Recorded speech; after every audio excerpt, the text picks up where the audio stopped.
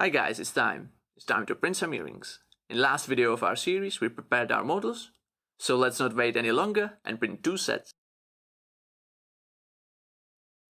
Alright, let's start by opening Panel Builder and adding the first earring to our program. Since we'll be printing 2 models at the same time, we're going to use the Change Position tool and move our first earring slightly to the left. X coordinate 45 should be enough.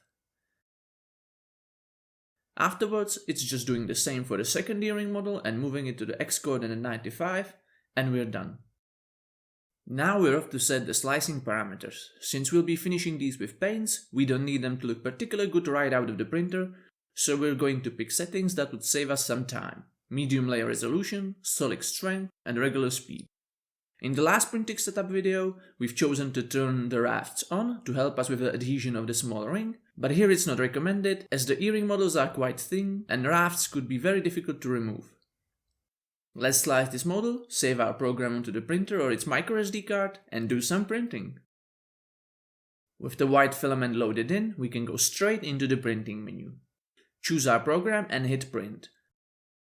We'll be asked to put some glue on our build plate, but since we already have some on there from our previous prints, we don't need to.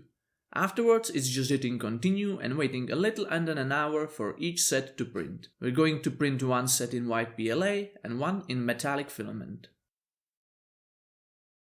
After our prints finish, we will carefully use metal spatula or some pry tool to remove our earrings, since prints this thin can be quite fragile. Alright guys, that will be it for this video. We managed to print 2 sets of earrings, one in white PLA, one in bronze filled composite, and in the next part of this series we'll look at some other finishing and post-processing possibilities. Like this video if you liked it, share it if you found it interesting, and subscribe to see more 3D printing content.